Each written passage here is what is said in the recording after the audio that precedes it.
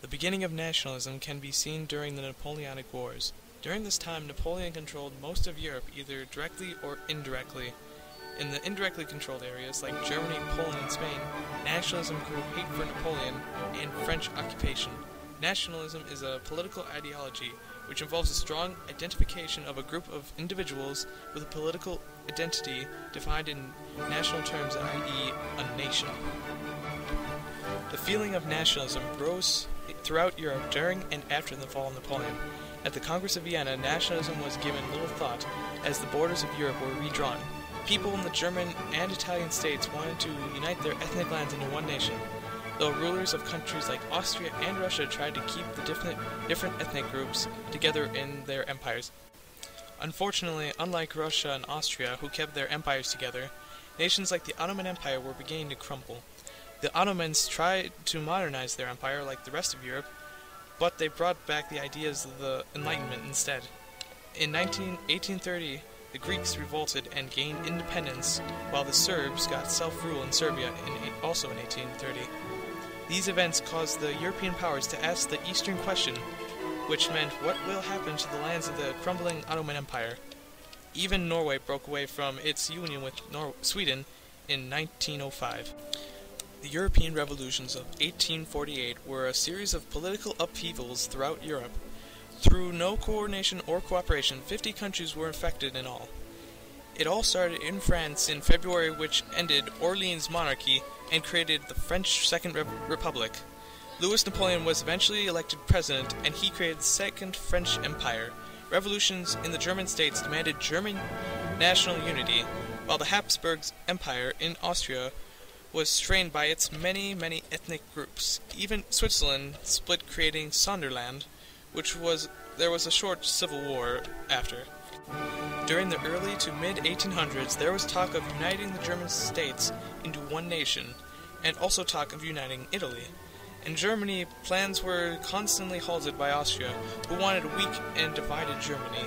In 1818, the German states passed the Zollverein Plan. It eliminated tolls and tariffs between the states, the exception being Austria, who was kept out. In 1862, Otto von Bismarck became Prime Minister of Prussia. He began orchestrating a way to unite Germany with blood and iron realpolitik policies. Prussia and Austria went to war in 1864 against Denmark over the territories of Schleswig and Holstein. In 1866, after some conflicts between Prussia and Austria over administrating Schleswig and Holstein, the two countries went to war. After Prussia won, Austria was kicked out of the Confederation, and Prussia formed the North German Confederation. To deal with its defeat and keep the empire together, Austria gave power to the Hungarian nobility in 1867, creating the country of Austria-Hungary. In 1870, Bismarck tricked Louis Napoleon into declaring war on Prussia over the Allen Telegram, starting the Franco-Prussian War. The war ended with Napoleon being captured, the German Empire proclaimed at Versailles, and the creation of the Third French Republic. All of Germany was united except Luxembourg, Austria, and Liechtenstein. In Italy, Cavour of Piedmont, Garibaldi, and Mazzini worked to unify Italy and kick Austria out. In 1859, Piedmont was able to take back Lombardy from Austria. Garibaldi then took his troops and conquered most of Italy in 1860. During the Prussian-Austrian War, Prussia offered Venetia if Italy helped attack Austria. In 1870, when France pulled the remainder of its troops out of Rome to fight the Prussians, Italian troops moved in and claimed Rome for its capital. Italy was unified, and Victor Emmanuel II was proclaimed king. In the later part of the 19th century, nationalism reached its pinnacle. Not only did people love and fight for their fatherland, now they claimed others' lands. The term imperialism means the creation and maintenance of an unequal economic, cultural, and territorial relationship, usually between states and often in the form of an empire, based on domination and subordination. Imperialism in the New World was imposed by Spain, Portugal, France, and Britain. But they didn't always have a substantial influence on the lives of the people. During this new period of imperialism, the Europeans demanded more influence over the economic, political, and social lives of the people. They also wanted them to adopt to European customs. New technological advances helped pave the way for new imperialism. Breech-loading rifles allowed the user to fire from a prone position, offered a significant advantage over the muzzle-loading loaders still in use by the Africans who had guns. Even greater firepower was provided by the introduction of the rapid-fire weapons such as the Gatling gun. Steamships allowed for rapid transportation across the oceans without having to deal with the problems of wind power, and smaller steam-driven riverboats allowed Europeans to penetrate into the heart of Africa. The telegraph was extremely important because it allowed Europeans to communicate with their colonies on the opposite side of the world in a mere day. This was a major improvement from the beginning of the 19th century, when an exchange of messages from India to London took over 2 years, and the discovery of the drug quinine in 1820 was an effective treatment for malaria in the tropics. The European powers began to gobble up the unclaimed lands of the world. Many things drove for imperialism, like the search for new markets and raw materials like gold and diamonds. Military bases and power and authority. Missionaries wanted to spread Christianity across the world, so they support imperialism. Another major drive for imperialism was social Darwinism, the genuine belief that the white races were destined to have sovereignty over the inferior people of Asia and Africa. This can best be seen in Rudyard Kipling's The White Man's Burden.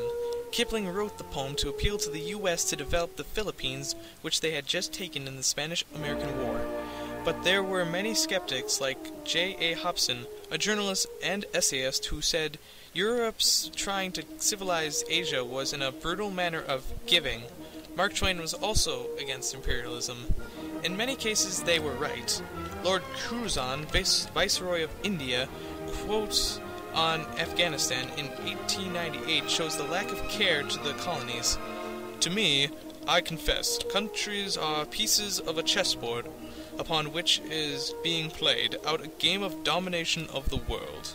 Before new imperialism began in the late 19th century, Africa's people were divided into hundreds of ethnic and linguistic groups. Europeans had established contacts with the Africans as early as the 1450s, but powerful African armies were able to keep the Europeans out of the inland for around 400 years. As late as 1888, Europeans only controlled 10% of the continent's land. By 1914, only 10% was unoccupied by Europe, Ethiopia, and Liberia. Liberia, who remained independent due to its unique historical link to the U.S. In the late 1860s, a Scottish minister named Dr. David Livingstone traveled deep into Central Africa. After many years, an American newspaper hired reporter Henry Stanley to find Livingstone. In 1871, he found Dr. Livingstone on the shores of Lake Tanganyika. When he met with Stanley, he said the famous line, "Dr. Livingstone, I presume?" In 1879, Stanley returned to Africa, and in 1882 he signed treaties with local chiefs on the Congo River Valley. The treaties gave King Leopold II of Belgium personal control of the lands. Leopold claimed he was trying to abolish the slave trade. In reality, he had licensed the companies to do the collecting and brutally exploited the Africans by forcing them to collect sap from the rubber plants. They also forced labor, pushed excessive taxation, and abused the natives. Humanitarians around the world eventually demanded changes. In 1908, the Belgian government took over the country. Leopold's seizure of the Congo alarmed France. Earlier, in 1882, the French had approved a treaty that gave France the north bank of the Congo River.